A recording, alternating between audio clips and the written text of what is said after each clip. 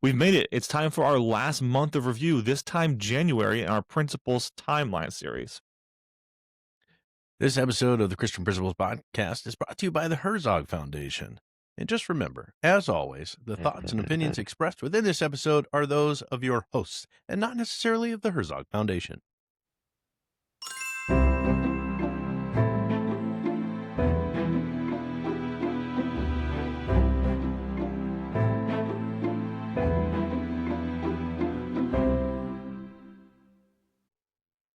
Welcome to the Christian Principles Podcast. I'm Matt George. And I'm Mark Zockoll. We are pumped to be here. And where we are is at the end of where we started What a marathon. last January. Well, it's been fun, though. And we have seen this already be helpful, which is such a blessing. We've talked about that a lot before. But we're going to get right into it because we know these episodes take a while. So we're starting in January. We're going to January, and of course, this will come out with a little bit of time left in December, so you can think through it, especially because you might get a little bit of a later start into January. Maybe you will be able to actually plan. And if you're like me, you need clean starts to things, perhaps your clean start is January to actually go and do what you have been preparing to do all this time, listening to these episodes, and actually go a month ahead and, look ahead, see what you should be doing. Sounds like a New Year's resolution. Hey, you could do it. I mean, it makes sense. So January, our title on this is a month of renewal, reassessment, and vision. So a lot of discussions about how we're going to be stronger. So Matt, you start us with special days, please. Yeah, as we've looked at every month, we look at special days to note on the calendar, and we'll go through these quick. Of course, January 1st, beginning of the brand new year, New Year's Day. Guessing nobody's going to be in school on that day. What are you doing if you are? But January 20th, Martin Luther King Jr. Day, the third Monday of the month, often is a day that we take aside to look at civil rights. And a lot of times schools have off on that day. National Compliment Day is January 24th. I'm not saying to go fishing for compliments, but start dishing them out. How about on that day? Yeah, make a point of it. That's such an easy one. Of course, we say like plan ahead for that day. Have you seen that guy out ahead of time? I'm going to go give these compliments. Literally, have you seen the guy on who his thing is to be as opposed to like catcalling or being out and making obscene statements to somebody? His thing is he's obnoxiously complimentary of the people. Like he'll shout across the road, "Hey, it looks like you hold open the door for ladies," or whatever else it happens to be. So it's like the positive, like a diss. Yeah, exactly. Like, but he's the positive side of it. Your facial hair looks so clean, dude. You look stunning tonight. Anyway, go ahead. Well, enjoy that January 24th. I want to see a lot of social media posts of this. Just giving compliments, ridiculous compliments. January 31st, Inspire Your Heart with Art Day. Our art teachers don't get enough love. Give them some love. Oh man, it's difficult to have that much to keep inventory of. Yeah, there's no one who needs more space. I mean, excuse me, music teachers, I get it. Athletic directors, I get it. But like art teachers, they need a lot of space for what they do. All right, a week-long observance is only one. National School Choice Week. Don't miss this one, okay? This is a big one for us. This should be a big one, a massive one for you. Not only is there a National School Choice Week entity with the yellow scarves that are so famous, but with school choice being what it is right now, I hope seriously you've been having conversations with your stakeholders about school choice in the government. So, man, keep going. So, month-long observances, we got 4. National Mentoring Month. Hopefully, we as schools are putting a special emphasis on mentoring both our students and our teachers. So be thinking about that as we get back into school, get it rolling through the month of January. National Hobby Month, which sometimes, Mark, you and I get to enjoy our hobby in January. Not often, weather dependent, but swing. It's in the hole. It's in the hole. I was just talking about this the other day, how we went golfing on January 1st. Yep. And it was one of your bucket list items you didn't realize it was. Oh, it was so wonderful. We loved that. National Book Month. Pick a book, read it. Maybe go and read a book to some students. That'd be fun. And then Poverty Awareness Month. Just bring that to your attention. I want to because park here we and need say it. that I have the conversation with my student. I say it because I know I have to. If any of you are food insecure, and it sounds odd being at a tuition-based private school, but you know what? It shouldn't be. We Yep. we we don't know what's going on with them. There are plenty of scholarship students out there.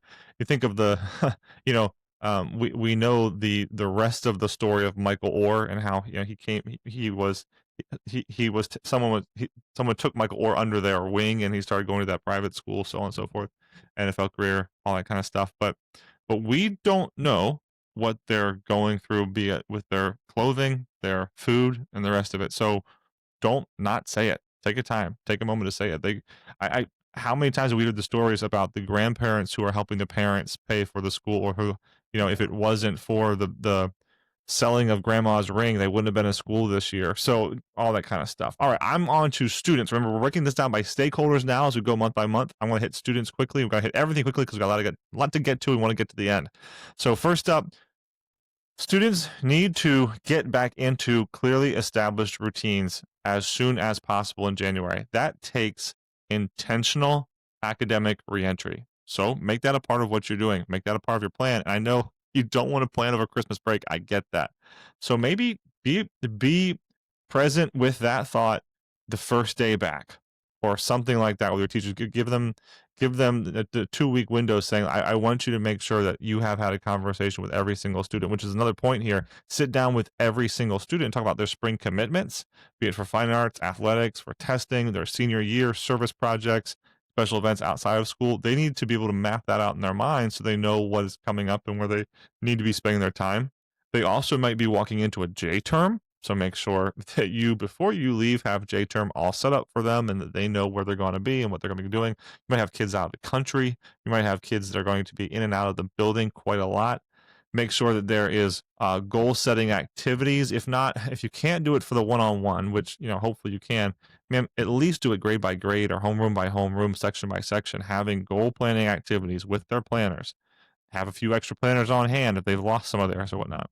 We want to make sure we are ready in preparation for our spring commitments, such as fine arts, athletics, again, service projects, what other events, whatever traditions are there at your school. Make sure that they are thinking about them. If the honor society or the student council or the athletic leaders or whatever it happens to be, if they are needing to get their eyes on that now that we're through Christmas, that would be good. And then, of course, make sure that we are spending time with our struggling students, or those who were struggling in the first semester, or, and this could also be the case, those who just appear to be disengaged now after the Yeah. break. And that could lead to very hard conversations later on if you are not on in front of that at the start. Matt, parents are next. Yeah. Just a couple things to note with parents. A lot of that goes hand in hand with Mark just said about students, with preparing them with what's coming up.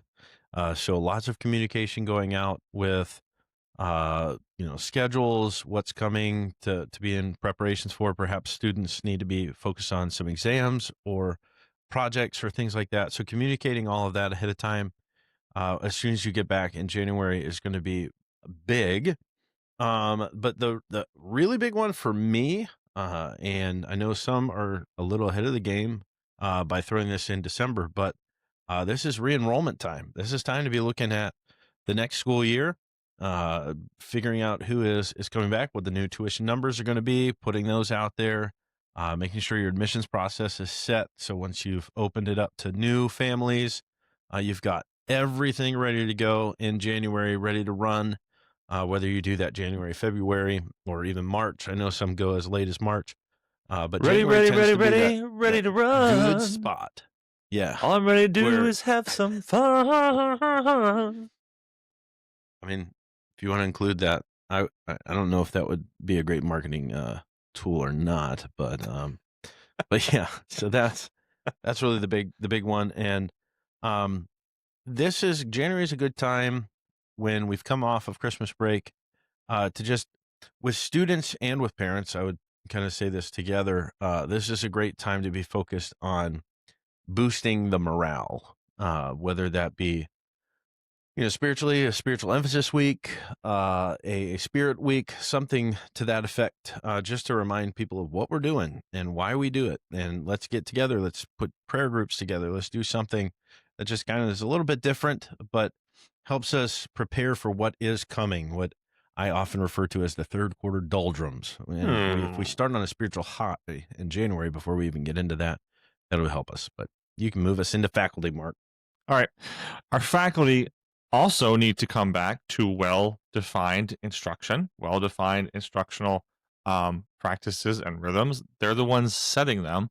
So, that first day back, it's not okay to show up 20 minutes late with your Dunkin'. Like, you need to be there. And it's probably worth re-engaging with them with some text or some emails concerning how you get back into the groove after a break or so on and so forth.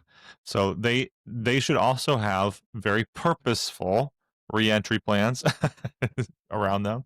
Make sure that you have participated or had your principals or your leads participate in data team meetings or meetings with your teachers solely, depending on your size or whatnot, around, hey, this is where we need to be. This is where we are.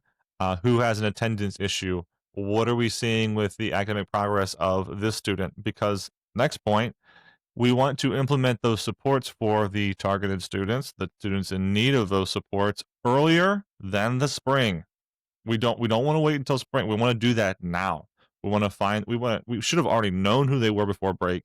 Maybe we were kicking it off till after break to actually do some more serious work with them because of all the stuff before break that's crazy. But don't wait. It's a theme of our discussions throughout this whole time. Identify early, support early. Don't wait till the last second. It should never surprise you. And I was free with teachers telling them I cannot be surprised at the end of the year that you want to retain a student or you want to give a student this grade, not because I don't believe in retention, not because I don't believe in failing them, but because if you are surprised by it, we look horrible. That just can't happen. Lastly, revisit last one we're going to cover. Our book will have more though. You be ready for that. But revisit professional growth plans and instructional goals for the remainder of the year. So you are sitting down with the teachers again. Have you sat down with the teachers after you probably had a formal review in the first semester? Hopefully. Are you sitting down with them and reviewing how they're going to get better in the second semester and moving forward? Especially for those who may have already had to have had some kind of professional development plan put in place. So, Matt, you go on. Yeah, staff with our office and facilities, our support staff, we want to make sure that we're ready when we come back from Christmas break. Sometimes we get in there and realize, some things, got broken over over break where the heat isn't working anymore. So get in there early, make sure you're ready for everybody to get back, but also be thinking ahead when we think about school choice week, when we think about a re-enrollment. Perhaps you have open houses in connection with that. So make sure facilities are prepared for handling that. Make sure the office is ready with admissions packets, with your tour information, whatever else you would have. Make sure all the logistics are set and ready for that. And then perhaps now we're hitting that mid-year point, looking at financial reports, making sure we're on budget, making sure we are in a good place to be finishing out the school year. I think that's it. That's good. I'm going to quickly hit family and friends. So these would be, again, the community. We're going to move to stakeholders, but stakeholders that are, within an arm's reach, the ones we see a lot. So we want to make sure that they've re-engaged, not just our parents, not just our students, their first line, and our teachers, first line. And then perhaps we consider our parents second line or so. But now that we've got them, maybe second, third, maybe first week, second week, third week of January, we're getting back in those rhythms. Maybe put in your calendar then the fourth week. Now it's time to send out that blast email broader, or it's time to have the morning prayer time for all of our a prayer breakfast for all of our stakeholders. It's time to reach out to those major donors and say, hey, it's new year. This is what we are looking at. This is how we believe you could help. Get them re-engaged quickly, because they also, in their own times, in their own ways, the Christmas time, of course, for them is as big of a break, for the educators, summertime, Christmas time.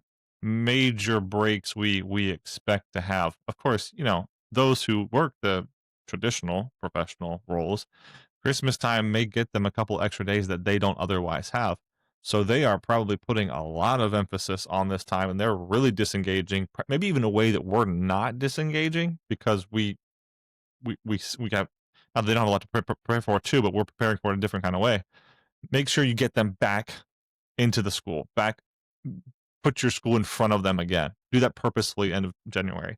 And then, of course, one of the ways you can do that, letting them know about National School Choice Week, getting the information from National School Choice Week, the organization, making sure that you have a plan for that to occur late January.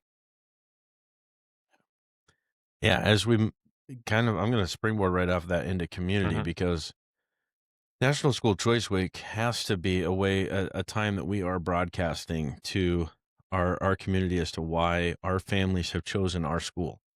It's a great time to be putting out social media blasts about things that are happening in your school, perhaps some student testimonies, perhaps some projects that they've been working on, and we can just show how awesome. I know our physics class just went on a pretty cool field trip, highlighting that, boosting that, pushing that out, to show the opportunities your school gets to offer kind of uniquely, which is why your families have chosen to be a part of you.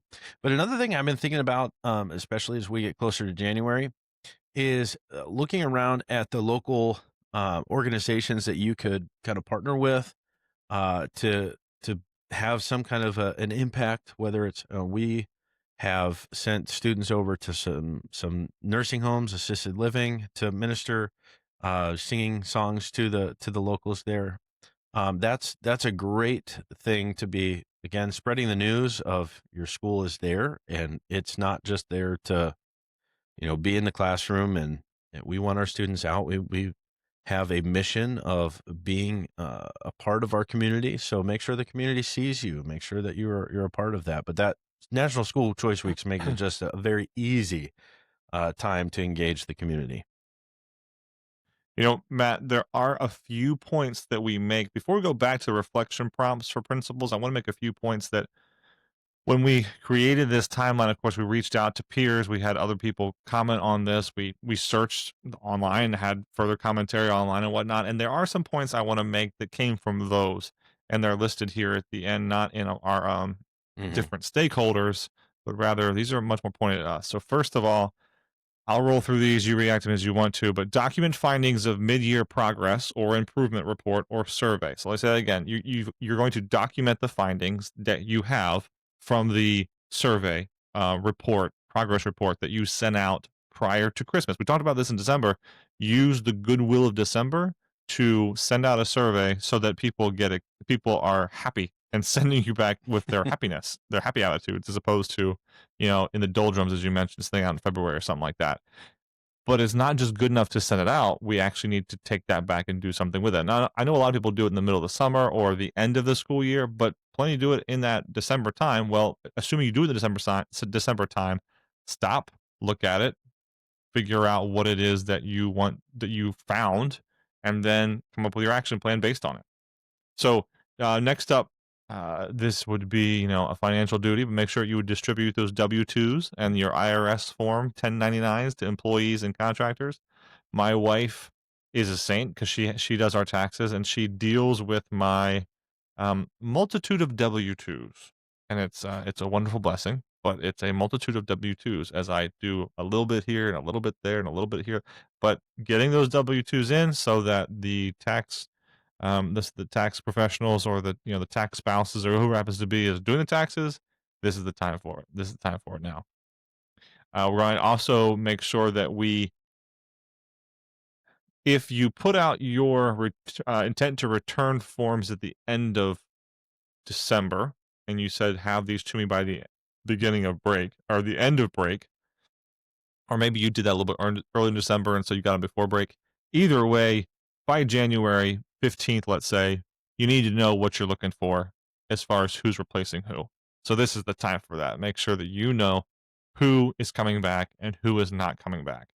Finalize tuition recommendations with the school board by late January in preparation for a February registration packet. Now, unless, of course, you are our good friend there at not Cherry Stone, What is it? Keystone. Keystone. Yeah. Yeah. Unless you're our good friend Stuart Rogers there at Keystone and you have like re-registration already in done. September or something. Yeah, like it's been gone forever. But for the rest of us mere mortals, if you have your registration packets coming out for the greater body around you, the greater community around you, make sure that you have those tuition recommendations done and set by January, so you can get to the people who are making those packets, and it's getting into the getting in them appropriately.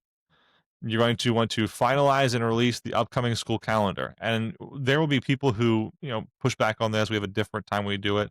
We have a calendar of days versus a calendar of events. But whatever it is, just realize your public school peers around you, theirs are coming out at this time. So parents who have any ties to the public school or just who used to be in the public schools, they have that in mind. There's plenty of parents out there who read the public school calendar as though it's yours. And so or at least I have a lot of experience with that. So make sure that it is a good idea that at this point your number of expected days and when those expected days are is in a calendar that's pushed out to the parents. And we've seen that recently in the counties around us being pushed out to parents for their commentary in the wintertime, and then they have like an ABC schedule they push out to the teachers and the faculty staff and the parents and say, hey, vote on this, which one do you like? And then the administrator makes a decision on it. So that's happened recently in the counties surrounding us. I don't know if you really need to do that, but if you do find yourself in a situation of a new situation, or you're a new school and you are looking for more time, more input, maybe this is the time you get that. So by the end of January, you have that out for everybody to see.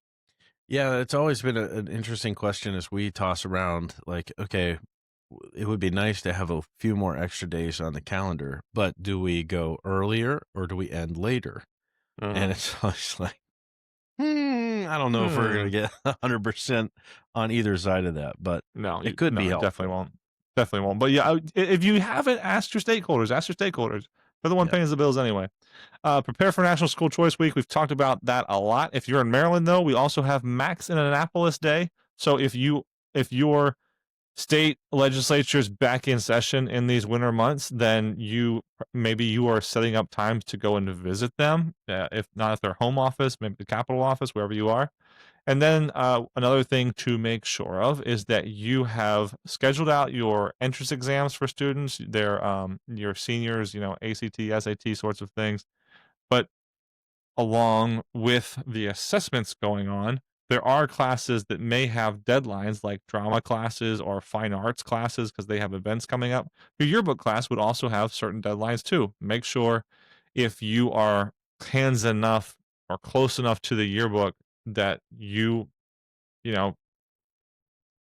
either, maybe it's a new teacher, or you are the yearbook teacher, or the yearbook teacher is someone that you haven't seen do it well so far. You might have to be checking on some deadlines, making sure they're ready to go, because you want to see the yearbook out on time, and that's kind of a huge deal. So we'll end on the yearbook, which is an interesting place to end, but that's January as far as the duties to perform. Matt, any of these reflections and prompts stick out to you? Is like, we really need to make sure that come January, we ask ourselves this question.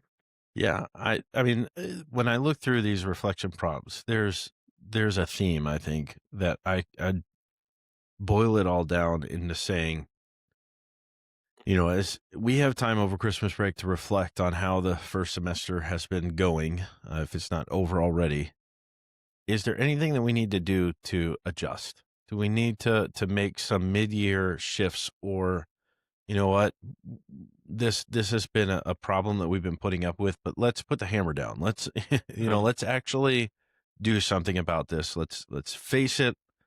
Let's work on it, whatever it is. I mentioned this back with parents, I think, with, this may be a time, January is a great time. We always plan our Spirit Week in January, and it's just a good time to remind, and maybe with School Choice Week as well, remind us why we are doing what we're doing. It's not just to be like everybody else. It's not to just, make everybody happy. We are doing what we're doing for a reason. We better be doing it for a reason. So just, double down on that. And if there's, if you need to take some extra time, uh, maybe you finish out the semester and you take that first week of the third quarter and say, you know what, we're gonna, do half day with classes and half day of just really focusing on getting back to our mission, getting back to what we're trying to accomplish, but really be pushing that way. If we're Christian schools and we're not ever taking the time to really focus in on the spiritual, shame on us. So, and it may not necessarily even need to be a spiritual focus. It could be, we've been really struggling academically and we need to do something to shake that up. But yeah, I think that's a really important thing to use January as, just recenter yourself, make sure you're ready to go to get good momentum towards the end of the year. So when we make this publication, whenever it is, there will be these reflection prompts for the principal at the end of each one of these months. And so Matt was just kind of summarizing what he thought was the theme of the principal's reflection prompts for January. But I would also want to add, I was just in discussions for 2.5 hours while I was on the road with a pastor who has stepped into the president's role of his church school. So he has no prior history with that. And actually, his children are homeschooled, and well, they will be. They're too young right now, but his family's full intent and belief and adherence that they will be homeschooled. So he finds himself in the interesting position of very much supporting his church's church school, wanting to see it grow and do well. However, having no desire or having the understanding he won't be putting his children into it. And so there's a time on the phone that I was able to, have some Holy Spirit frankness and say, you need to realize something. And this is the third or fourth time we talked on the phone, and he is he's wise. He's a wise young man because he's willing to hear things like this. Not that I'm wise, but he's willing to hear things like this and take it and say, like, yeah, you're right. Again, not because it was me saying it, because he may have experience with something else in his past that doesn't add up to this. And he wants to be different. But I said, you need to realize, as long as you are in that role and that is what you believe you have for your family, then your opinion about anything besides theology and the general bent of the ministry as part of a ministry of your church where you're the head pastor, I could care less about. Because if you're not putting your own kids in it, if you're not paying tuition to be there, then your opinion means less and should mean less. Again, outside of those two, serious matters, the bent of the ministry in general and theology, I don't care what you think about sports. I don't care what you think about music. Again, not talking about like the style of music, but I don't care what you think about fine arts. I don't care what you think about what the preferred extracurricular would be, what you think, like how you think the teachers are doing. None of that. I don't want to hear from you about any of that. That needs to come from your administrator and your PTA, your PTF, and your school board, because they're the ones who actually do have, feet on the ground, money invested, time. I said, you need to find somebody. And this is tough for some of our pastors. And I'll be real frank, this is where a lot of our pastors, I think, need to do a far better job than they do. I said, you need to have somebody in your circle. And you know what? I think you'd be better to find somebody who would never even dare do this. But you find someone in your circle who you say to them at the start of the year, you have carte blanche to come behind me and slap me in the back of the head and say, don't you dare give your stupid opinion about what you think about the color of the carpet or whatever happens to be at the school, or like, the lights of the school or how things are going, because you do not have anything that you want to be saying unless you're going to put your kids in, unless you're going to be a tuition payer, unless you're going to be these things. Stay on the theology, keep us in the right mindset of ministry, be the legacy, pray at the events and shake hands and whatnot. But don't you dare put your 10 cents in, your 2 cents in about what you think about this teacher or whatnot, like that. And again, he took it. We've been very frank in these conversations, and I keep coming back to that theme because that's not something we see done successfully. Hey, if you know of anybody who does it successfully, tell me. I'd love to call them and talk to them and see what it is that they do that allows for that dynamic. Because I've told him, like, if I was in your congregation, there would be no answer you ever could give me that would make me trust anything to do with you about the school, I because struggle. that would be I would just I would basically never listen to you about the school unless again it was theology or overall bent of ministry. I could care less what you have to say about the school. I really could. Which I know that's also, that rubs on the other side of if I was to run for my local district school board, at the public school board, but I don't have my own kids in the public school, Mm-hmm. but it's my tax money though, so slightly different in that way. So it's interesting, but he well received and completely understood where I was coming from and was all about it. Like, yes, give me more of that. That's good. That's good. Because it's the case. So I asked you, principals, you're listening to this. First of all, who do you have in your life that can do that? Because if you don't have like 5 of those people, shame on you, first of all, because you apparently think you're dead perfect and in heaven, and so you don't need that kind of accountability, which is what it is. It's accountability. And but then ask yourself a pointed question about yourself in January. Where have I screwed up? Who do I need to go apologize to for things that have happened in the first year, in the first part of the year? Or at the very least, what am I improving on personally and professionally? Like, we could always improve on our Bible reading, our praying, but professionally speaking, what have I done this year that is better than the way I did in the last 10, 20, 30, or 2, whatever it happens to be? So that prompt as well. Soapbox off. I'm off the soapbox. Now we got to move on to our Christian. Unless you want to say something about that, but yeah, Well, no, I just wanted to I'm say, worked hey, up. we So did it. We made it through the year. that's The crazy. principal's timeline is complete. It's completed. It does make me wonder though. Like I have to go back and listen to February again. We Yeah. just need to restart and just keep going. Just keep doing it again because we probably go way more specific if we wanted to. But Yeah. one of the things I might want to do with this is give it to the Herzog Foundation, our partner, and ask them to put it in their School Box 2.0. School Box. If you haven't Yeah. seen the School Box 2.0, make sure that you go and check out School Box 2.0 because it is an exciting thing for schools that are just starting out or schools that have been around for a while, but they have, some thoughts, some comments, some things they need done. Um, to standardize, to make themselves stronger, to see what another school's contract or administrator's manual might have looked like. Check out Herzog Foundation's School Box. Something else I want you to remember about the Herzog Foundation, something else you need to consider partnering with the Herzog Foundation and with as they partner with you and with Christian education. Schools United Professional Development Day. This is happening Friday, February 13th in 2026 down at Calvary Christian Academy in Fort Lauderdale, Florida. Okay, Schools United Professional Development Day. This is the world's largest Christian school educator professional development conference. Thousands of people there. SUPD brings together thousands of Christian school teachers, leaders, and staff from across the nation around the world for a powerful day of learning, connection, spiritual renewal. And the Herzog Foundation wants to partner with you in getting you down there. So check that out. Make sure that you go to the Herzog Foundation's website to hear more about the SUPD Day 2026 coming up. And Lord willing, Matt and I will be there in 2027. Not only the Herzog Foundation, but we also should hear right now from GradeLink. Hey everyone, just a quick pause to talk about GradeLink's fantastic parent app. It keeps families in the loop effortlessly. Parents can check grades, announcements, and their balance from the app. Plus, it uses Face ID, so you don't have to even enter your username and password. If you want to make life a little easier for your school families, head over to cpp.gradelink.com and see how the parent app can help. With that being said, it is now time for our Christian Administrator Spotlight. Matt, tonight we talk about Miss Becca Corvin of Auburn Baptist Christian Academy.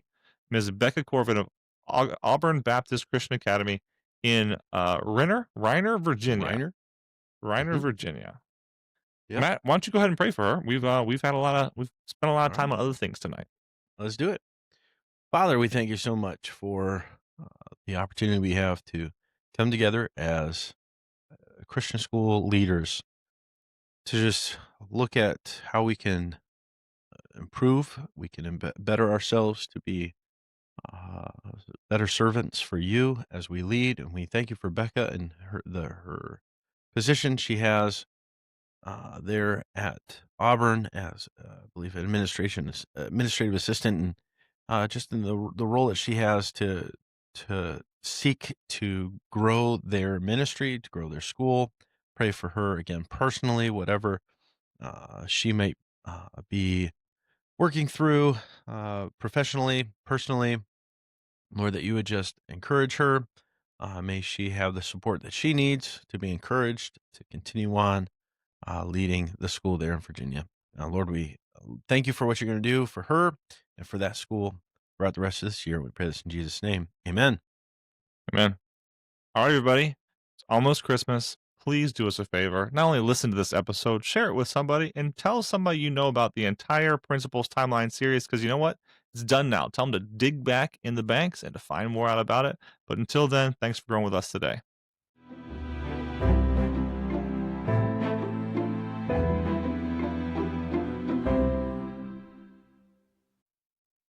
We want to thank you for listening. We're honored that you spend this time with us each week. Our heart is to bring you practical conversations and resources that really serve you as a Christian school leader. One of the best ways you can help us spread the word is by leaving us a review and sharing the podcast with other Christian school principals you're connected with. You can also follow us on Facebook and Instagram. Join the conversation and share any posts that resonate with you. Every share makes a difference in helping more leaders find encouragement and practical tools. And remember, the podcast is just one way we help. We also love serving schools through speaking and workshops. Our keynotes and sessions are designed to give you actionable strategies you can take back to your team and implement right away. If you'd like more details, just send us an email at info@christianprinciplespodcast.com. We'd love to connect. Until next time, thanks for joining us on the Christian Principles Podcast.